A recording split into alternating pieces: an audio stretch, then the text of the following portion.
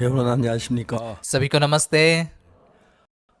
이번 이렇게 캠프를 하면서 하나님 너무 감사합니다. इस बार ये कॉन्फ्रेंस करते हुए मैं परमेश्वर के सामने बहुत धन्यवादित हूँ। 이게 주신 이 성경 말씀을 가지고 생각하다 보면 परमेश्वर ने हमें दिए हुए बाइबल के वचन के द्वारा जैसे हम सोचते हैं, 구원하시기 위해 하나님 정말 애쓴 흔적들이 우리를 사랑하는 흔적들이 너무 많이 हम सच में देख सकते हैं कि कई ऐसे चिन्ह हैं जिसको देखकर जानते हैं परमेश्वर ने हमें उद्धार देने के लिए बहुत कुछ काम किए हैं। तो ये सब बातें मैं कैसे बताऊँ, मैं नहीं जानता। 8절 18절 사이 말씀을 읽겠습니다. आज शाम को हम इब्रानियों के 10 अध्याय के 8 से लेकर 18 वचन तक पढ़ेंगे। 우리 10장 18절입니다.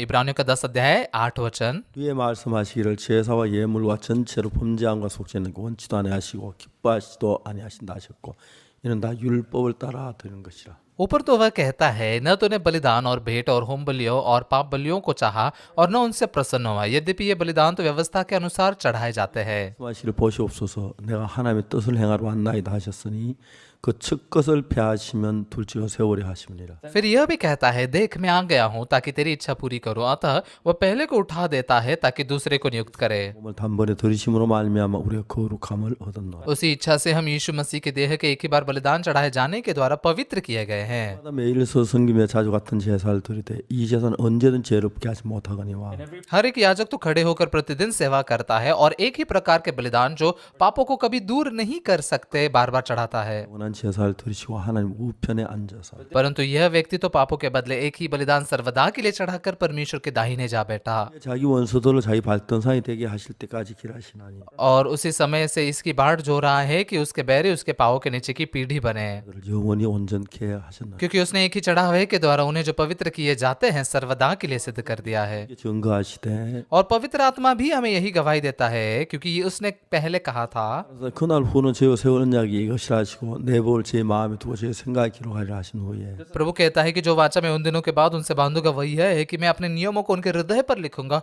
और मैं उनके विवेक में डालूंगा। 또 저희 죄와 저희 불법 내가 다시 기억시 아니하려 하셨으니 फिर वह यह कहता है, मैं उनके पापों को और उनके अधर्म के कामों को फिर कभी स्मरण न करूंगा। 죄를 위하여 제사 드릴 것이 없나니 और जब इनकी क्षमा हो गई है तो फिर पाप का बलिदान नहीं रहा। 그래서 성경은 그냥 성경 말씀 한마디 한마디입니다. बाइबल का जो वचन है ना, बस जैसे है वैसे ही वचन है। 이 마지막에 보면 다시 죄를 위해 제사 드릴 것이 없다. यहाँ पर आखिर में क्या लिखा है कि अब बाप के लिए और कोई बलिदान बाकी नहीं रहा। 그 죄를 위해서 할 일은 다 했다. मतलब पाप के लिए सारे काम किए गए हैं, पूरे हो चुके हैं। 이야기는 바로 그런 이야기입니다. बाइबल हमें यही बात बताती है। 성경은 그렇게 얘기하고 있지만 भले बाइबल में ऐसा बताया गया है, 우리는 여전히 죄 속에 매여 사는 사람들이 너무 많아. लेकिन आज बहुत सारे ऐसे लोग हैं जो पाप से बंधे हुए रहकर जीते हैं। 얼마 전에 아프리카, 케냐, 가나, 토고, 코트디부아 4개 나라를 다녀왔습니다. थोड़े दिनों पहले मैं अफ्रीका के केन्या, घाना, कोत दिवार और टोगो इन देशों में गया था। 자들을 만났습니다. वहां पर बहुत सारे क्रिश्चियन लीडर्स से मैं मिला 이 복음을 전하기 너무 행복했어요. और उनको ये सुसमाचार प्रचार करते हुए बहुत खुश हुआ। 어제 그저께는 어제죠. 탄자니아에 있는 비숍 한 분이 저에게 영상 그 교제를 요청해 오셨어요. कल तांजानिया के एक बिशप ने वीडियो कॉन्फ्रेंस के द्वारा मेरे साथ संगति करने की विनती की थी। 몇 년 전에 탄자니아에 갔는데 कुछ सालों पहले मैं तांजानिया में गया था। 2,000명의 목회자들 이런 강대 꽉 찼어요. लगभग 2500 लोग ऐसे ही ऑडिटोरियम में पूरे भरे हुए थे। 저는 그냥 자연스럽게 그렇게 복음을 전하기 시작했어요. मैं बहुत ही स्वाभाविक रूप से उनको सुसमाचार प्रचार करने लगा। 복음을 전하는 लगातार सुसमाचार प्रचार कर रहा था। 쪽에서 한 50여 명 되면서 막 일어나더라고. वहां पर ये दाहिनी ओर आगे से कोई 50 लोग ऐसे अचानक से उठ खड़े हुए। 제가 말씀 전하고 있는데 왜 일어나는지 잘 몰랐어요. मैं वचन प्रचार कर रहा था, ये उठ क्यों खड़े हुए मैं नहीं जानता था। 춤을 추기 시작하고 और उठकर वो लोग नाचने लग गए। 속에 제 사함을 봐 너무 기뻤어. मन में पाप के क्षमा पाकर वो बहुत खुश हुए। 우리가 지난주에 저 케냐 집회할 때 पिछले हफ्ते में जैसे हम केन्या में सेमिनार कर रहे थे, 그 모이 스타디움에 저희들이 집회를 했는데 केन्या के मोई स्टेडियम में हम सेमिनार ले रहे थे। 3,300명이 모였어요. लगभग 3300 लोग इकट्ठा हुए थे। 그들 구원받고 너무 기뻐요. वो लोग जैसे सुसमाचार सुने उद्धार पे बहुत खुश हुए। 한번 일어서세요. आप भी एक बार खड़े रहिए, 한번 칩시다. एक बार नाच कर देखिए। 시간 아니지만은 लंबे समय के लिए तो नहीं, लेकिन 정말 죄 사함과 너무너무 행복하는 그런 모양들을 보았습니다. सच में हमें देख सके कि कैसे लोग पापों की क्षमा पाकर बहुत ही खुश हो सके। 10월 7일 날 예수님 피로 내 죄가 사하신 건 정확히 그래요. 7 अक्टूबर 1962 साल को मैंने मेरे मन में सटीकता से स्वीकार किया कि यीशु ने मेरे पाप धोए हैं। 너무 어둡고 어두웠습니다. तभी मेरा जीवन बहुत ही अंधकार में था। 내 삶 속에 소망이란 손끝만큼도 없었어요. मेरे मन में थोड़ी सी भी आशा बिल्कुल भी नहीं थी। 죄가 많은 늘죄 사해달라고 기도하고 मेरे पाप बहुत थे, मैं हमेशा पापों की क्षमा मांगता था। 은혜로 그날 내 죄가 다 사해졌다는 것을 알게 됐어요. परमेश्वर के अनुग्रह से उस दिन मैं जान सका कि मेरे पाप धोए गए हैं। 뭐라고 형용할 수 없는 내 마음에 감사가 넘쳤고 मेरे मन में इतनी ज्यादा धन्यवादिता थी कि मैं कुछ बोल ही नहीं पा रहा था। 이제 제가 좀 더 성경을 알고 싶어 성경을 읽기 시작했어요. और उसके बाद में मैं बाइबल को थोड़ा और जानना चाहता था, इसलिए बाइबल पढ़ना शुरू किया। 읽고 एक बार पढ़ा, 한번 읽고 10 बार पढ़ा, 한번 읽고 20 बार पढ़ा, 한번 읽고 30 बार पढ़ा, 한번 읽고 40 बार पढ़ा। 성경을 읽어가면 읽어갈수록 하나님의 마음이 정확하게 जितना मैं ज्यादा बाइबल पढ़ रहा था उतना परमेश्वर का मन बहुत सटीकता से दिख रहा था। 성경학교도 나가고 그리고 이제 압곡동 장팔이 있다 군대 갔다 और मिशनरी स्कूल से बाहर निकलकर जैसे मैं आपको दोंग में गया, चांगपाली में गया, फिर सेना में गया, 그래서 일을 했습니다. और उसके बाद मैं किमचन और देगू में काम किया। 이렇게 하는 동안에 하나님의 성경에 대한 많은 것들을 제 마음에 가르쳐 주셨어요. ऐसे करते हुए परमेश्वर ने बाइबल के बारे में मेरे मन में बहुत सारी बातें सिखाई। 얼마나 감사한지 모르겠어요. मैं बहुत ही धन्यवादित हूँ। 최근에 와서 이제 많은 사람들 복음을 전하도 길을 여셨는데 हाल ही में परमेश्वर ने बहुत सारे लोगों को सुसमाचार प्रचार करने का मार्ग खोला। 코로나 때문에 우리가 어떻게 할 수가 없었어요. बहुत अद्भुत बात क्या है कि कोरोना की वजह से हम कुछ कर ही नहीं पा रहे थे। 작년 우리가 부활절 때 코로나 저 고척 스카이 돔에서 실내 야구장에서 집회를 하려고 했는데 पिछले साल में ईस्टर के दौरान हमने कोचक इंडोर स्काईडोम जो है वहां पर हम करना चाहते थे, 금지해서 그 하질 못해. लेकिन सरकार ने मना किया था कोरोना की वजह से, इसलिए हम नहीं कर पाए। 저들이 그냥 온라인으로 그 부활절 행사를 했는데 तो इसलिए हमने बस ऑनलाइन से ही ईस्टर का वो कार्यक्रम किया। 우리가 매 시간 고척 스카이 돔에 있을 때는 거의 많이 모이면 3만 명 뭐 그렇게 모였는데 कोचक स्काईडोम में अगर ज्यादा लोग इकट्ठा होते तो भी 30,000 तक ही हो सकते थे। 고척 스카이 돔에 하던 그뭐 3만 명 그 정도밖에 안 됐는데 कोचक स्काईडोम स्टेडियम में बस 30,000 लोग ही इकट्ठा हो सकते थे, 100만 명이나 되는 사람 온라인으로 저희들이 들어와서 लेकिन हर सत्र में 20 लाख लोग इस ईस्टर में शामिल होकर वचन सुन पाए।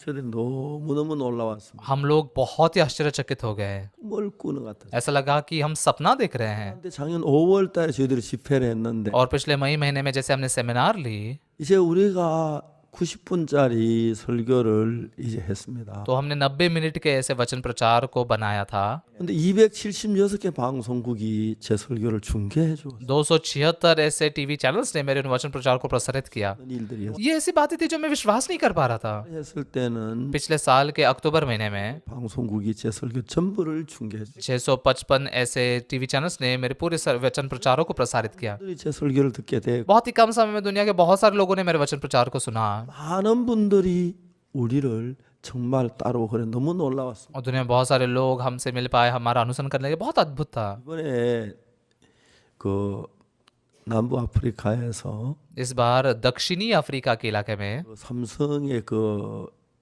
배를 샀다고 하더라고요. उन्होंने सैमसंग से एक जहाज खरीदा था। एक देश था, 6짜리 배를 샀다고. उन्होंने मतलब लगभग 2000 करोड़ कीमत की एक जहाज को खरीदा। 까지 전용기를 이렇게 해서 대통령하고 영부인이 오셨습니다. तो इसलिए उस देश के जो राष्ट्रपति और उनके पत्नी थे वो आए थे सैमसंग से, यहाँ पर वो मिलने के लिए आए थे।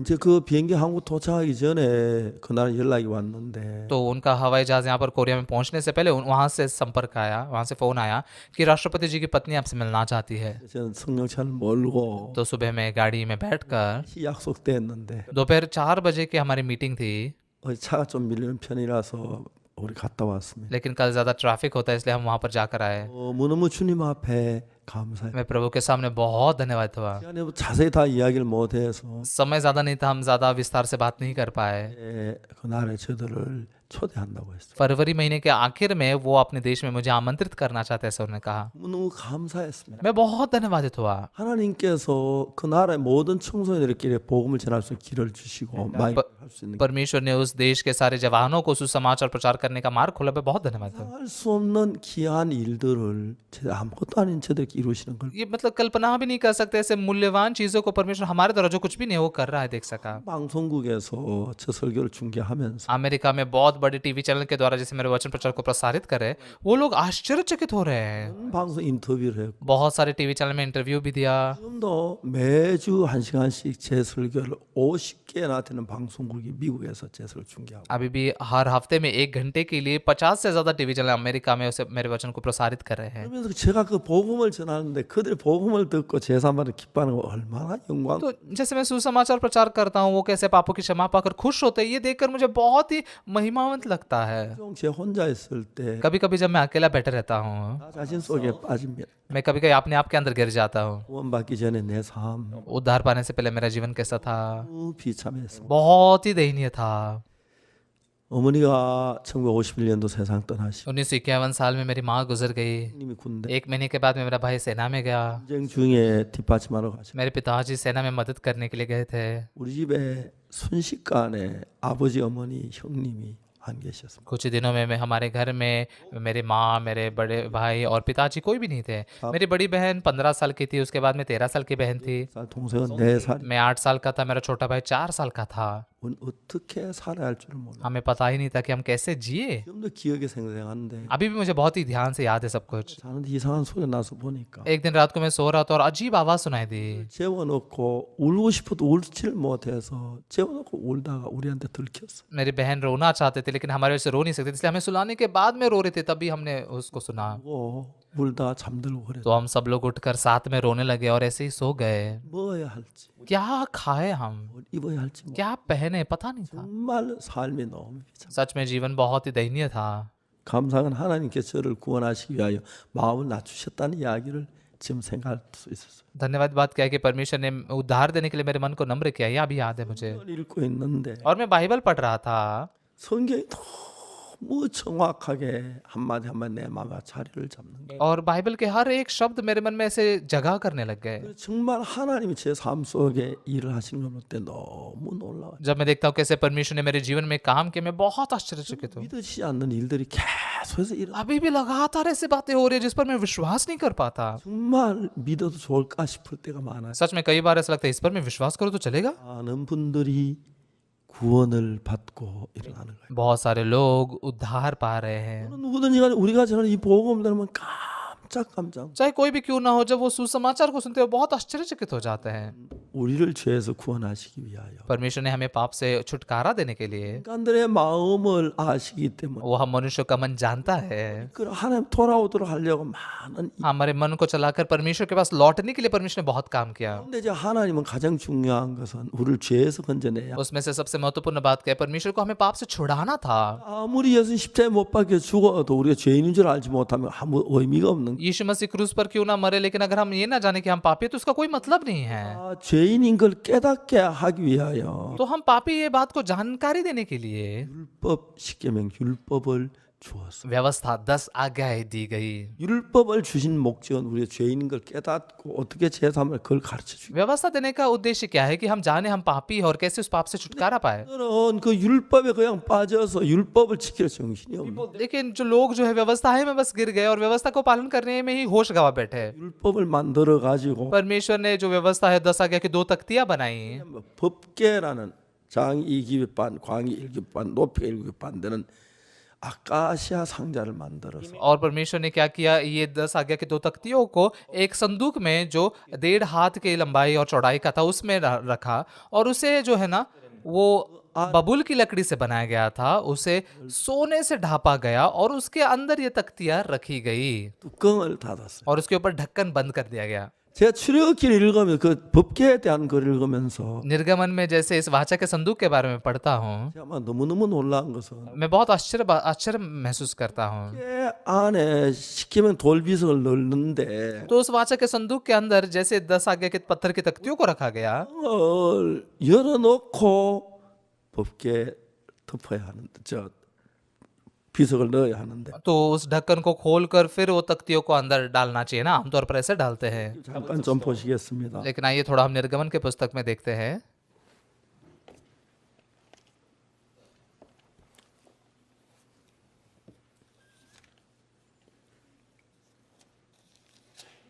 출애굽기 25장 निर्गमन उसका 25 अध्याय 20절에 20 वचन में 그 17절부터 읽겠습니다. 17 वचन से आगे हम पढ़ेंगे।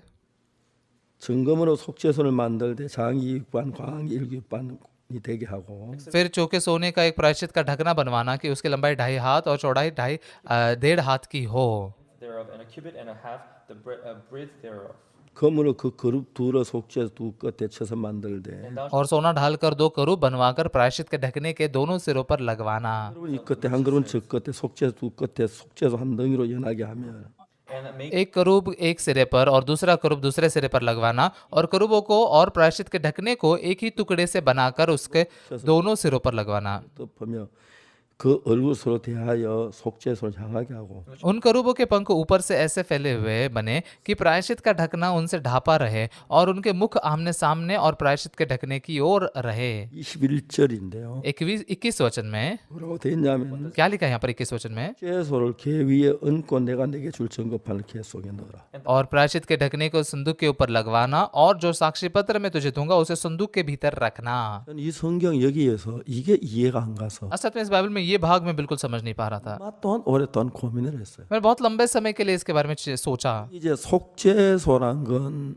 यहाँ जो प्रायश्चित का ढकना है, 끙을 속죄소. ये उस वाचा के संदूक को ढकने को प्रायश्चित का ढकना कहते हैं। 그래서 이게 속죄소라고 돼 있는데 यहाँ पर प्रायश्चित का ढकना ऐसा लिखा है। 우리가 성경 사무엘 전도사님 하는 얘기 멀시 시트라고. लेकिन जिसे पास्टर सैमुअल अनुवाद करे मर्सी सीट, इंग्लिश में मर्सी सीट कहते हैं। 제 영어에는 멀시 시트인데 자비의 자리. इंग्लिश में मर्सी सीट मतलब दया आसन कहते हैं, ये भी एक अर्थ है उसका। 속죄소인데 लेकिन हिंदी में उसे प्रायश्चित का ढकना कहा गया है। 뭐 법계 뚜껑을 가지고 속죄소라는 거예요. प्रायश्चित का ढकना मतलब उस वाचा के संदूक के ढक्कन को प्रायश्चित का ढकना कहा गया है। 속죄소를 궤 위에 얹고 और प्रायश्चित के ढकने को संदूक के ऊपर लगवाना, 내가 내게 줄 증거판을 궤 속에 넣어라. और जो साक्षी पत्र में तुझे दूंगा उसे संदूक के भीतर रखना। 이해가 안 갔어. मैं इस बात को समझ नहीं पा रहा था। 뚜껑을 덮어놓고 ढक्कन को लगाकर 십계명 돌판을 궤 속에 넣으라는 거예요. और उसके बाद में पत्थर की तख्तियों को जो 10 आज्ञा की है उसे अंदर डालने के लिए कहा गया है। 전왜 뚜껑을 열고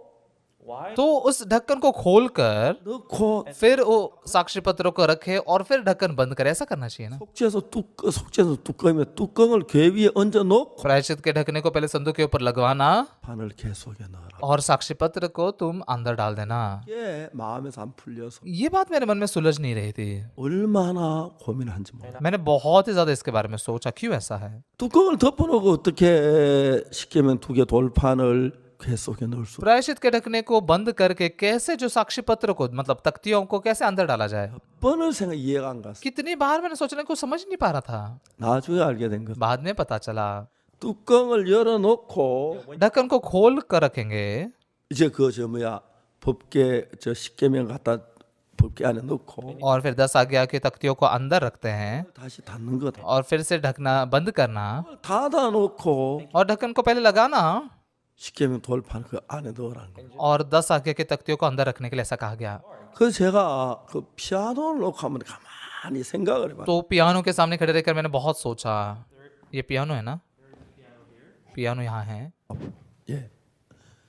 우리가 이제 피아노를 열 때 तो जब हम पियानो को खोलते हैं 피아노 뚜껑 이렇게 열지요, 그죠? उसके ढक्कन को ऐसा खोलते हैं ना, 근데 이제 이걸 뚜껑을 다 열면 열어가지고 밖에다 내놓고 तो उसे ढक्कन को खोल कर रखते हैं, ऐसा पूरा खुला रखते हैं 넣고 और फिर 10 आगे के तख्ते को अंदर रखते हैं, 이것하고 फिर ढक्कन को बंद करना, ऐसा करना 뚜껑을 닫아놓고 और ढक्कन को बंद करके रखना 돌판을 넣어라. और फिर 10 आगे के तख्ते को अंदर डालो। 이거 무슨 말인지 이해가 안 갔어요. इसका क्या मतलब है, मैं समझ नहीं पा रहा था।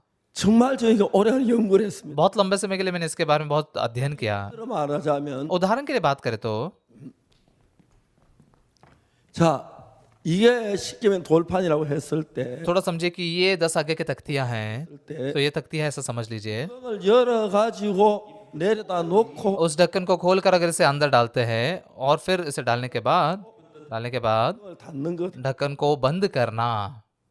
뚜껑을 닫아 놓고 ढक्कन को बंद करने के बाद 자, 뚜껑을 닫은 상태에서 बंद की हुई दशा में ही 때는 इसे जब अंदर रखते हैं तब 약간 제끼고 넣으면 되는 거예요. थोड़ा सा बस उठाकर अंदर रख सकते हैं, है ना। 전 이걸 몰랐어요. मुझे ये पता नहीं था। 왜? क्यों? 하나님 왜 이렇게 했냐면은 परमेश्वर ने क्यों ऐसा किया? 하나님 우리가 십계명 율법 보는 걸 좋아하지 않아요. परमेश्वर नहीं चाहता कि हम 10 आज्ञा की दो तख्तियों को देखें, 못하게 했어요. उसे नहीं देखने के लिए लगाया।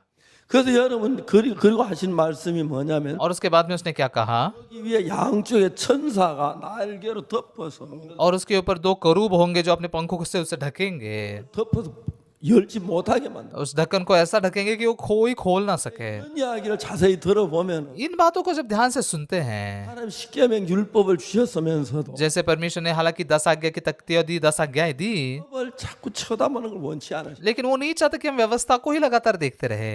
교회에서는 आज बहुत सारे चर्चेस में 마다 십계명을 봉독하는 교회 हर रविवार को ऐसे बहुत सारे चर्च है जो 10 आज्ञाओं को पूरा याद करते हैं। 그걸 싫어하셨어요. परमेश्वर इसे पसंद नहीं करता। 십계명을 보지 못하게 해요. वो हमें 10 आज्ञा को देखने नहीं देता।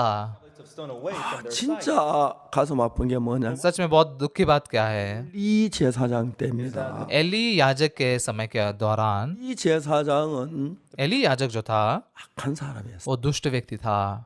레위인들을 가지고 제사장 얼마든지 만들 수 있는데 वो लेवी लोगों में से याजक बना सकता था, 엘리 제사장 자기 아들 홈리와 비느하스만 제사장을 लेकिन याजक एली बस अपने बेटे हुमनी और फिनियास को ही याजक बनाना चाहता था। 다른 사람 제사장 아무도 안 만들었다는 तो इसलिए दूसरे किसी को भी याजक नहीं बनाया। 그런데 그 엘리의 제사장 두 아들 홈리와 비느하스는 तो एली के 2 बेटे जो है हुमनी और फिनियास, 불량자였어요. वो लोग बहुत ही दुष्ट थे। 죄를 많이 지었어. उन्होंने बहुत पाप किए 해중에 저 수종되는 여자 동침하고 और तंबू में जो सेवा करने वाले औरतें थी उनके साथ वो सोते थे 시하고 그래. और फिर वो बलिदान को भी तुच्छ मानते थे। 엘리 제사장 때 तो इसलिए एली याजक के दौरान 엘리의 두 아들 홈리와 비느하스하고 엘리가 하루에 같은 날 셋이 다 죽어요. एली के दोनों बेटे हुमनी और फिनियास और एली भी तीनों भी एक ही दिन में मारे जाते हैं। 사람과 전쟁을 할 때 फिलिस्तियों के साथ में जब युद्ध लड़ा जा रहा था, 법궤를 전쟁터에 가져왔어. वो इस वाचा के संदूक को युद्ध के लिए ले जाते हैं 끼고 और युद्ध के दौरान वो वाचा का संदूक छीन लिया जाता है और हुमनी और फिनियास वहां मर जाते हैं। 난 뒤 엘리 제사장도 그 소식을 듣고 넘어져 목이 부러져 죽었어. और फिर एली याजक भी उस खबर को सुनकर वो गिरता है और उसकी गर्दन टूट जाती है, वो मर जाता है। वो सच में एक दुष्ट याजक था। 레위인들 세워서 많은 제사장을 만들어야 하는데 लेवी लोगों को स्थापित करके बहुत याजक बनाना चाहिए था उसने, 아들만 제사를 만들었는데 लेकिन बस अपने दोनों बेटों को ही याजक बनाया। 이제는 법궤를 뺏겼는데 तो अभी तो वाचा का संदूक छीन लिया गया है। 제사장이 엘리도 죽었지 홈리와 비느하스 죽었어요. 제사장이 없어. याजक भी मर गया, एली और हुमनी और फिनियास भी मर गए, कोई याजक नहीं था। 브레스 땅에서 있다가 도저히 문제가 생겨 또 다시 돌려보냈는데 तो पलिश्तियों के यहाँ पर जैसे वाचा का संदूक था, वहां समस्या आई और उन्हें भेज दिया उसे वापस। सबसे दुख की बात क्या है, 내가 돌아오는데 맞이할 사람 제사장이 없었어요. मतलब हालांकि वाचा का संदूक वापस आया लेकिन कोई याजक नहीं था उसे लेने के लिए। 1상 6장 इसलिए बाइबल के पहले शमूएल के 6 अध्याय के 19 वचन में 베세메 사람들이 여호와의 계를 들여다본 거로 그들을 치사 5만 70인이 죽으신지라. And the फिर इस कारण से कि बेतशेमेश के लोगों ने यहोवा के संदूक के भीतर झांका था और उसमें से उनमें से 70 मनुष्य और फिर 50,000 मनुष्य मार डाले। और वहां के लोगों ने इसलिए विलाप किया कि यहोवा ने लोगों का बड़ा ही संहार किया था। 5만 70인이 법계 속을 들여다보다가 50,000 70 लोग इस वाचा के संदूक के अंदर देखने के कारण मारे गए। 아무도 보지 못하게 했어요. उसके अंदर जो व्यवस्था थी उसे परमेश्वर ने किसी से भी देखने के लिए मना किया था। 율법을 쳐다보면 율법을 잘 지켜가지고 복을 얻으려고 आज बहुत सारे लोग बस व्यवस्था को ही अच्छे से देखकर उसके द्वारा आशीष पाने की कोशिश करते हैं। 율법을 주신 목적은 प्रभु ने व्यवस्था देने का उद्देश्य क्या है? 우리 죄인인 걸 깨닫게 하는 그 목적 하나예요. व्यवस्था के द्वारा हम पापी है ये जाने, ये उद्देश्य दिया गया। 죄인인 걸 깨닫고 तो हम पापी है समझने के बाद 죄사함 받도록 돼야 하는 यीशु के सामने आकर पापों की क्षमा पाने के लगाना चाहिए ना। 성경을 잘 모르는 사람들은 लेकिन आज जो लोग बाइबल को अच्छे से नहीं जानते हैं, 열심히 지켜서 복을 받으려고 하고 있어요. वो व्यवस्था को अच्छे से पालन करके आशीष पाने की कोशिश करते हैं। 그렇기 때문에 하나님은 정말 우리가 율법 아래는 원치 아니하시고 तो इसलिए परमेश्वर सच में नहीं चाहता कि हम व्यवस्था के अधीन रहें। 주신 이유는 다 하나하나 एक ही कारण है क्योंकि उसने व्यवस्था दी, 죄를 깨닫기 위해서 पाप की पहचान करवा के देने के लिए ये व्यवस्था दी गई। 깨닫는 것 외에 다른 목적으로 율법을 주시지 않았어요. पाप की पहचान करने के अलावा दूसरे उद्देश्य से उसने व्यवस्था नहीं दी। 맞아, 율법을 지켜서 복을 얻으려고 하는 그런 생각들을 가지고 लेकिन आज बहुत सारे लोग इस सोच को रखते हैं कि व्यवस्था का पालन करके आशीष पाएंगे। 하나님은 율법을 통해 우리의 죄인 걸 깨닫고 तो परमेश्वर व्यवस्था के द्वारा हम पापी है ये जानने देता है, 사함을 받기 और हमें पापों की क्षमा पाने के लिए 뭘 하셨냐 하면 परमेश्वर ने क्या किया, 이제 속죄 제사는 그 사실을 우리에게 보여주고 있어요. उसने पाप बलि के द्वारा इस असलियत को हमें दिखाया। 프레시 좀 꺼줘 삼십. माफ कीजिए लेकिन क्या आप फ्लैश बंद कर सकते हैं? 예, 고맙습니다. हाँ, धन्यवाद। 그래서 이제 그 죄를 사함 받도록 하시기 위하여 तो पापों की क्षमा पाने के लिए उसने ये किया, पापों की क्षमा देने के लिए हमें 이 땅에 오셔서 우리 죄를 사하셨는데 यीशु मसीह इस क्रूस पर, इस पृथ्वी पर आए, उसने पाप धोए हमारे। 그것은 예수의 십자가 외에 다른 것이 없어야 하는 हमारे पापों को धोने के लिए यीशु के क्रूस के अलावा दूसरा कुछ नहीं होना चाहिए। 율법을 잘 지켜서 복을 받으려고 한다. लेकिन आज बहुत सारे लोग व्यवस्था का अच्छे से पालन करके आशीष पाना चाहते हैं। 주신 그 목적 자체가 너무 다른 방향으로 흘러 तो परमेश्वर ने जो व्यवस्था दी है उसका उद्देश्य से ही पूरा भटक चुके हैं। 율법의 행위로 그의 앞에 의롭다 하심을 얻을 육체가 없다. व्यवस्था के कर्मों से कोई भी व्यक्ति उसके सामने धर्मी नहीं ठहरेगा। 율법으로는 죄를 깨달음입니다. व्यवस्था के द्वारा पाप की पहचान होती है। 우리가 죄를 깨닫고 난 뒤에 व्यवस्था के द्वारा पाप को पहचानने के बाद 어떻게 해야 하냐면 हमने क्या करना चाहिए फिर? 죄를 깨닫고 난 뒤에 पाप की पहचान पाने के बाद 주님 앞에 나와서 죄 사함을 받아. यीशु के सामने आकर पापों की क्षमा पानी जरूरी है।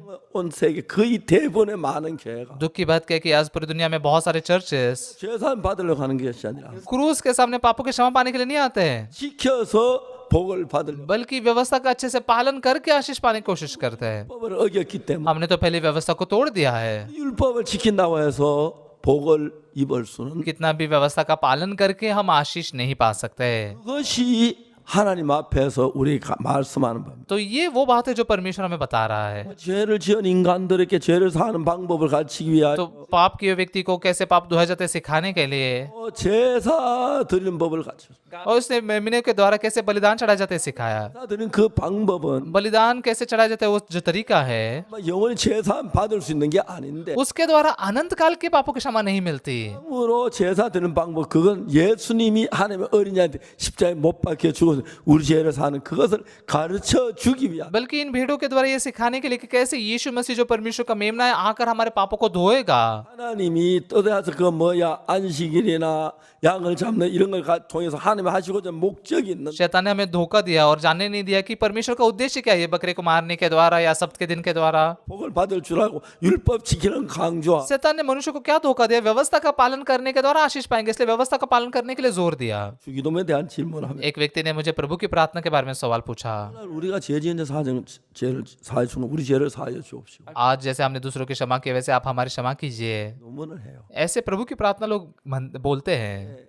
주기도만 읽어 보면 लेकिन प्रभु की प्रार्थना को अगर पढ़ते हैं तो 하는 게 उसकी 아버지 शुरुआत ऐसी होती है कि हे हमारे पिता जो स्वर्ग में है, तेरा नाम पवित्र माना जाए, तेरा राज्य आए, 뜻이 하늘과 땅에서 이루어지. तेरी इच्छा जैसे स्वर्ग में पूरी होती है वैसे पृथ्वी पर भी हो।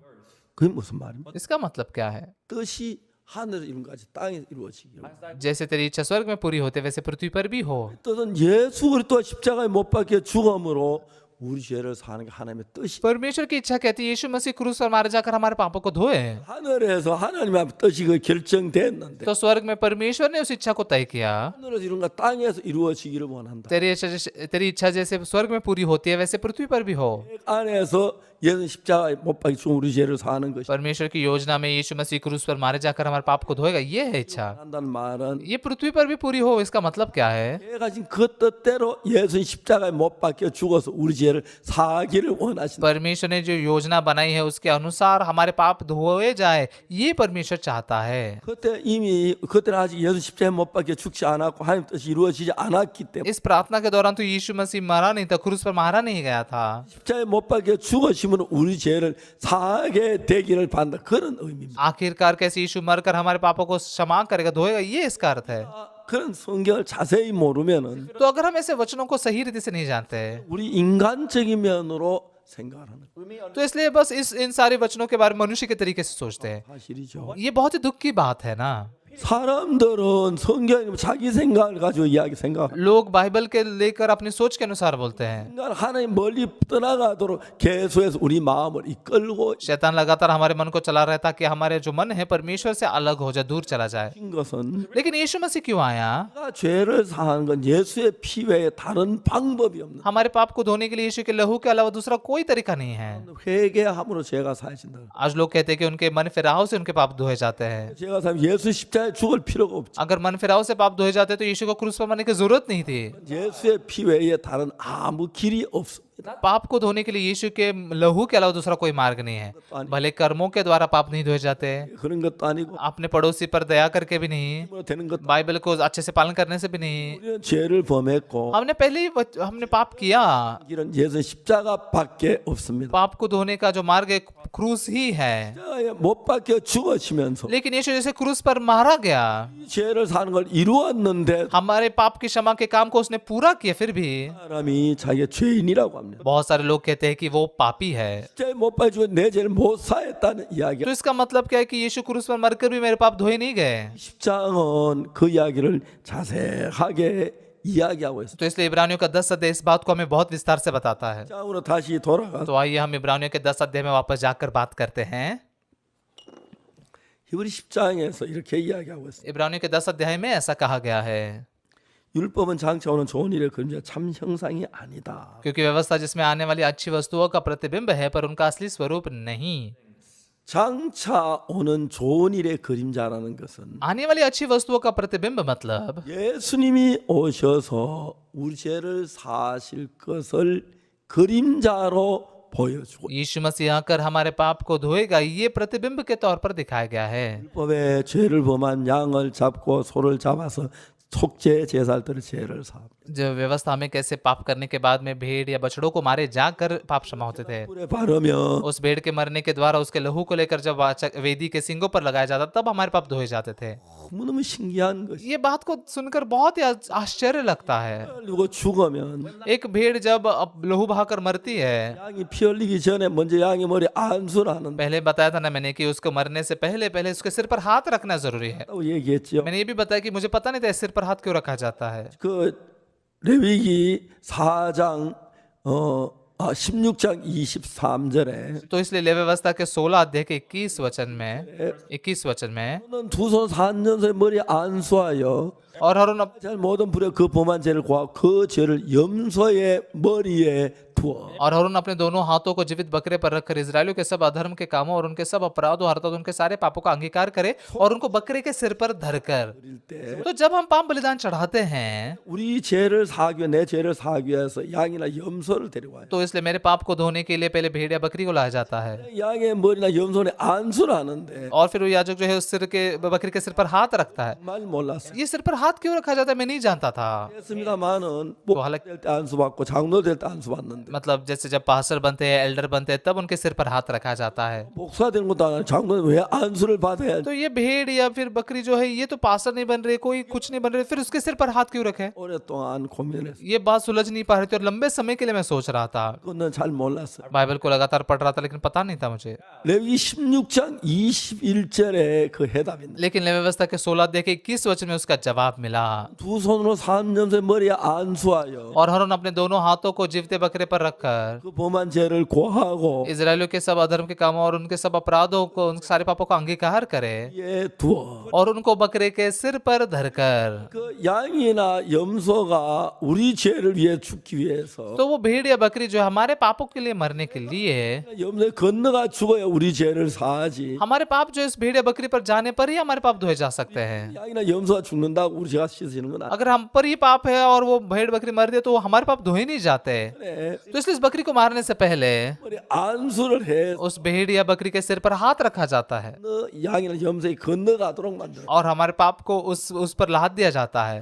그 양이나 염소 머리 안수하여 그 죄를 염소의 머리에 두어. तो इसलिए भेड़ या बकरी के सिर पर हाथ रखकर उसके पापों को उस बकरों के सिर पर धरकर। 제일 먼저 양의 머리에 안수하는 것은 पाप बलिदान चढ़ाते समय सबसे पहले बकरी के सिर पर क्यों हाथ रखा जाता है? 죄를 양이 대신 죽어주기 위해서 양에게 옮겨내는 그 이야기. मैंने किए हुए पापों को उस बकरी पर लाद दिया जाए, वो मेरे जगह पर मरे इसलिए। 사실을 발견하고 난 뒤에 इस असलियत को जानने के बाद में 신기한 것은 बहुत मजेदार बात क्या है, 안수받는 이야기가 나와요. यीशु मसीह कैसे बपतिस्मा पाता ये लिखा है। 태복음 3장에 그 이야기가 잘 나오고 मत्ती के 3 अध्याय में ये बात लिखी है। 일감이 이야기를 하겠습니다. आइए थोड़ा पढ़कर बात करते हैं। 마태복음 3장을 찾으시면 मत्ती के 3 अध्याय को खोलिए।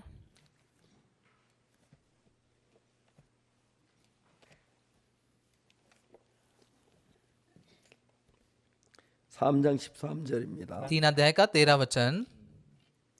이때 예수께서 갈릴리에서 요단강에 이르러 요한에게 세례를 받으려 하신대. उस समय यीशु गलील से यरदन के किनारे यूहन्ना के पास उससे बपतिस्मा लेने आया।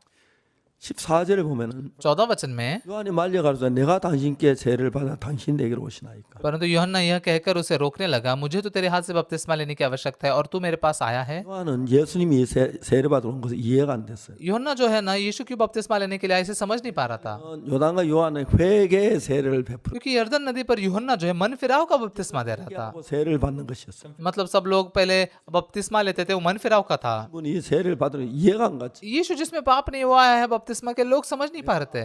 당신의 세례를 받아 당신에게로 오시나이까.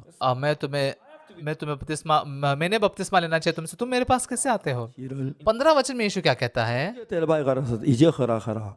우리가 이와 같이 하여 모든 의를 이룬 것 합당하니라 하신지라. यीशु ने उसको यह उत्तर दिया, अब तो ऐसा ही होने दे, क्योंकि हमें इसी रीति से सब धार्मिकता को पूरा करना उचित है। तब उसने उसकी बात मान ली। 모든 죄를 사하는 걸 가르쳐. सब धार्मिकता मतलब क्या? सारे पापों को धोना। 그럼 예수님이 세례 요한에게 안수를 받는 이유는 तो यीशु मसीह ने यूहन्ना के द्वारा क्यों बपतिस्मा लिया? हाथ क्यों उसके सिर पर रखा गया? 양이 죽기 전에 제사장 양의 머리에 안수해서 죄를 양에게 넘기는 거죠. तो वो जो मेमना है वो उसके सिर पर हाथ रखकर याजक के द्वारा उसके ऊपर पाप ला दे जाए। 그래서 제사장인 세례 요한은 온 인류의 죄를 예수님께 넘기는 그 과정이 안수였어요. तो यीशु के सिर पर हाथ रखकर जो याजक है पूरी मनुष्य जाति का, यूहन्ना बपतिस्मा था, जगत के पाप को यीशु पर लाद दे। 안수를 받으시니까 세례를 받으시니까 और जैसे यीशु ने बपतिस्मा लिया, उसके सिर पर हाथ रखा गया, 같이 마시면서 पवित्र आत्मा कबूतर के रूप से आया 나왔습니다. और स्वर्ग से आवाज आई, 내 사랑하는 아들은 내 기뻐하는 자라. ये मेरा प्रिय पुत्र, इससे मैं अत्यंत प्रसन्न हूँ। 예수님 이 땅에 왜 보냈습니까? परमेश्वर ने यीशु को इस पृथ्वी पर क्यों भेजा? 밖에 죽도록 하기 위하여 보내셨. हमारे पापों के लिए क्रूस पर मरने के लिए भेजा। 그 십자가를 피하지 아니하고 लेकिन यीशु ने इस क्रूस को टाला नहीं, 지시기 위하여 बल्कि क्रूस को उठाने के लिए 죄를 예수님께 넘겨오는 예식을 행한 것. सारे पापों को यीशु पर डालने के लिए ये प्रक्रिया की गई। 요한복음 1장 29절을 보면은 और फिर यूहन्ना के 1 अध्याय 29 वचन में पढ़ेंगे तो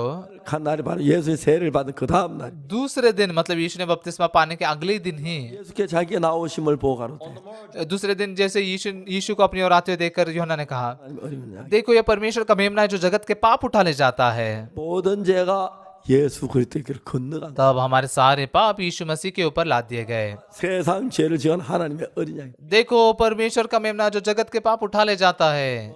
그 이후에 और उसके बाद में यीशु 한 3년 동안 지나시다가 अपने चेलों के साथ 3 साल के लिए रहा। 지난 때 3 साल के बाद 못 박혀 죽으셨어요. वो क्रूस पर मारा गया। 하나님께서 그걸 보고 내 사랑하는 아들 내 기뻐하는 자란 말은 लेकिन परमेश्वर जो कहता है ये मेरा प्रिय पुत्र है जिसमें मैं अत्यंत प्रसन्न हूँ, 괴롭고 힘든 거 아시지만 उसे पता है कि यीशु को दर्द होगा, पीड़ा होगी, क्रूस पर बहुत तकलीफ होगी, 이루어지기 위하여 लेकिन हम मनुष्य जाति को बचाने की परमेश्वर की इच्छा पूरी करने के लिए, 땅에서 이루어지이다. जैसे वो इच्छा स्वर्ग में पूरी वैसे पृथ्वी पर भी पूरी हो। 십자가에 못 박혀 죽기를 바란다는 그런 뜻입니다. इसका मतलब क्या है कि यीशु मसीह क्रूस पर मारा जाए, ये परमेश्वर चाहता है। 죽어서 우리 인류의 모든 죄를 사하기로 돼 있어요. परमेश्वर ने ये योजना बनाई कि यीशु को क्रूस पर मारे जाकर सारे मनुष्य जाति के पाप धोए।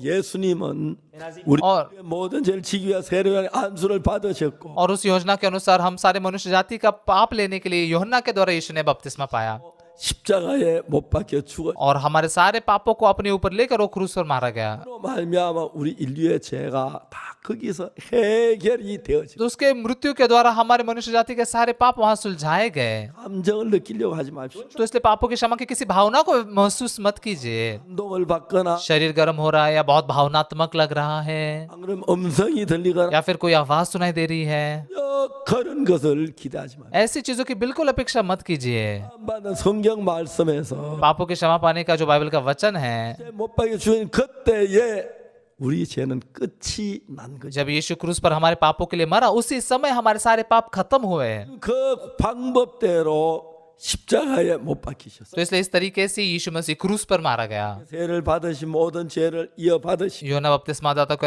बपतिस्मा लेकर सारे पाप उस पर डाल दिए गए और उस पापों के लिए यीशु क्रूस पर मरा स럽게도 और महिमावंत रूप से 제가 all my उस 여러분의 मो든 죄 मेरे सारे पाप, आपके सारे पाप, सारे मनुष्य जाति के पाप 십자가에서 वो क्रूस पर 영원히 अनंत काल के लिए खत्म किए गए। 예수 십자가 위에서 뭐라고 말했어요? तो इसलिए यीशु ने क्रूस पर क्या कहा? 아 이루었다. पूरा हुआ। 우리는 이제 처음에 하나님이 죄를 깨닫기 위하여 율법을 주셨고 तो शुरुआत में परमेश्वर ने पाप की पहचान के लिए व्यवस्था दी 양을 잡아 드리는 제사를 통해서 예수 십자가에 못 박히시면 우리 죄가 산다는 걸 설명해 왔고 और फिर कैसे पाप बलि के द्वारा यीशु भी हमारे लिए मारा जाएगा और हमारे पाप धोए जाएंगे, ये सिखाता है। 그리고 죽으면서 우리 죄를 사는 것처럼 उस इच्छा से कैसे ये मेमना मारा जाता है, लहू बहाता है, हमारे पाप धोए जाते हैं, 십자가에 못 박혀 죽으심으로 वैसे यीशु मसीह के क्रूस पर मरने के द्वारा 위에서 उस मसीह के क्रूस के ऊपर 제가 영원히 끝이 났습니다. हमारे सारे पाप अनंत काल के लिए खत्म किए गए हैं। 십자가로 말미암아 उस क्रूस के द्वारा 우리를 볼 때 우리는 죄인이야. जब परमेश्वर हमें देखता है, पर हम पापी नहीं हैं। 우리 십자가에서 हमारा पाप का दंड 끝이 났어. क्रूस पर अनंत काल के लिए खत्म किया गया। 구약의 양을 잡아 제사를 드리다가 इसलिए पुराने नियम में भेड़ का बलिदान चलाकर जब बलिदान दिया जाता था, 실질적으로 설명하고 있는 거죠. तो ये इब्रानियों में ये बात बिल्कुल बहुत ही अच्छे से समझाई गई है ना। 가보겠습니다. तो आइए फिर से इब्रानियों के 10 अध्याय में जाते हैं।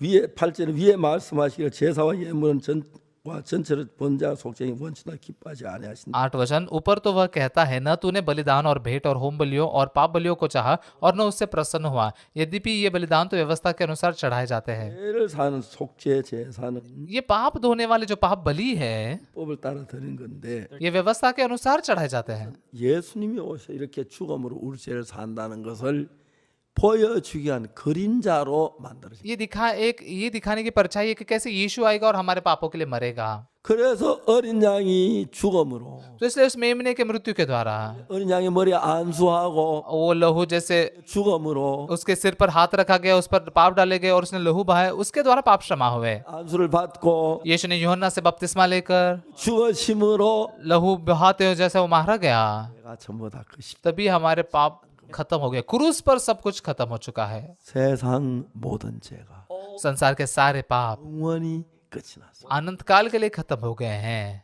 근데 여러분들이 죄가 기억이 나고 내가 악을 행하기가 막 부끄럽고 그럴 때가 있지만 लेकिन आपको भी कई बार आपके पाप याद आते हैं, आपकी शर्मिंदाजनक बात आती है और आपको शर्म लगती है। 못 박혀 죽으심으로 제가 완전히 끝이 लेकिन सटीकता से कहे तो यीशु के क्रूस पर मरने के द्वारा हमारे पाप पूरी तरह से खत्म हो चुके हैं। 하나님의 뜻이고 계획이었어. ये परमेश्वर की इच्छा थी, परमेश्वर की योजना थी। 양을 잡아 드리는 제사는 पुराने नियम में जो भेड़ों के बलिदान चढ़ाया जाता था, 수밖에 없고 वो उस पल के पाप ही तो हो सकता था। 자주 제사를 드리지만 तो इसलिए पाप करते हुए हमेशा बलिदान चढ़ाते थे। 원한 제사를 드리기 लेकिन यीशु मसीह ने एक ही बार में अनंत काल का बलिदान दिया 다녀간 수많은 사람들의 죄를 영원히 십자가. और उस पृथ्वी के इतने सारे लोगों के पापों को एक ही बार में हमेशा हमेशा के लिए क्रूस पर खत्म किया।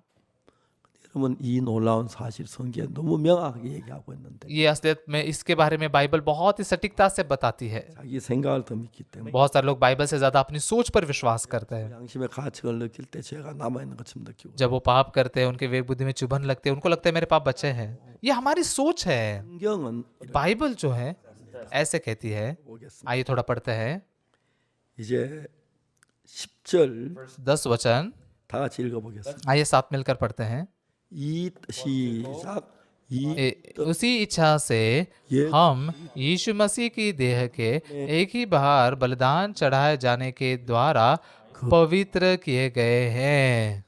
여기서 यहाँ पर 십자가에 못 박힐 그때 यीशु जब क्रूस पर चढ़ाया गया तब, 모르던 भले आप जाने या ना जाने, आप हमारे सारे पाप खत्म हुए हैं। 깨닫고 इस असलियत को जानकर 내가 사해졌다 확실한 성경이 우리 죄를 위해 죽었으므로 मेरे पाप खत्म हुए। 다고 얘기해. बाइबल कहती है कि यीशु के मरने के कारण मैं पवित्र किया गया हूँ। 우리가 뭐 죄인입니다. 겸손한 척하고 그 겸손하도 한 거 아니에요. तो उसमें हाँ मैं पापी हूँ, मैं नम्रता दिखानी चाहिए, ऐसा नहीं है। नम्रता नहीं है, घमंड है। 그러니까 그렇게 믿는 건 अगर परमेश्वर कहते हैं हम धर्मी है तो धर्मी है विश्वास करना है। 뭐 자기 죄가 있다고 떠들고 करे. मनुष्य क्या जानता है कि वो पर लगातार झगड़ रहा है मुझ में पाप है।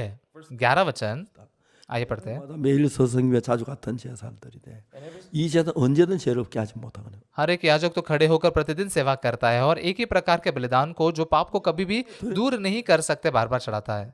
ये पुराने नियम में जो बलिदान चढ़ाया जाता था याजक के द्वारा, 속죄제를 드리는데 वो पाप बलिदान तो चढ़ाते थे। 제가 모형이고 그림자이기 때문에 ये तो परछाई है, असली तो यीशु का क्रूस है। 죄는 사야지 언제든지 사야지 그 한 가지 죄만 사야지. ये पाप तो धोते थे लेकिन सारे नहीं, बस उस एक ही पाप को धो सकते थे। 그러면 इसलिए फिर से पाप करने पर फिर से बलिदान चढ़ाना पड़ता था।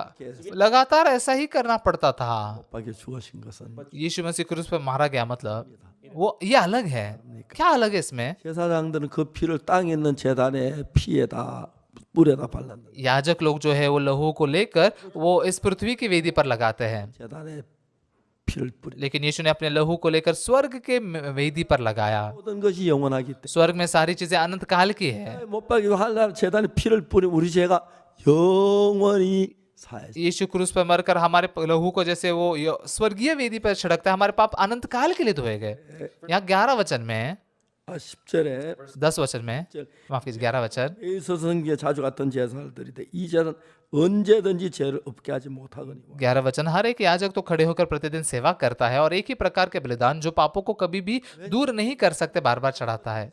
क्यों? क्योंकि ये काम तो है ना समय की दुनिया में किया जा रहा है, 오직 그리스도는 लेकिन सिर्फ यीशु मतलब 12 वचन पढ़ते हैं, 영원한 제사를 드렸어요. परंतु यह व्यक्ति तो पापों के बदले एक ही बलिदान सर्वदा के लिए चढ़ाकर, 하늘나라 제사를 드렸기 때문에 क्योंकि उसने अनंत काल के परमेश्वर के राज्य में बलिदान दिया है, वहां पर लहू छिड़का है, 영원한 것이다. इसलिए वो पाप की क्षमा जो है अनंत काल की है, हमारे सारे लोगों के पापों के लिए। 영원한 제사를 드리고 उसने अनंत छुटकारा दिया 영원히 씻어진 것이다. और हमारे पाप अनंत काल के लिए धोए गए। 편에 앉아서 तो परमेश्वर के दाहिनी ओर बैठकर 자기 원수들로 자기 발등상이 되게 할 때 기다리시는 और उस समय की बाट जो रहा है कि उसके बैरी उसके पाँव के नीचे की पीढ़ी बने। 14 वचन आइए सब साथ मिलकर पढ़ते हैं। 자, एक तो 제가 क्योंकि उसने एक ही चढ़ावे के द्वारा उन्हें जो पवित्र किए जाते हैं सर्वदा के लिए सिद्ध कर दिया है। 그리고 우리는 죄를 지을 때마다 제사를 드리는 게 아닙니다. तो हम जब भी पाप करते तब बलिदान चढ़ा जाता है, ऐसा नहीं है, 예수의 피 하나로 बल्कि क्रूस पर चढ़ाए गए यीशु के लहू से ही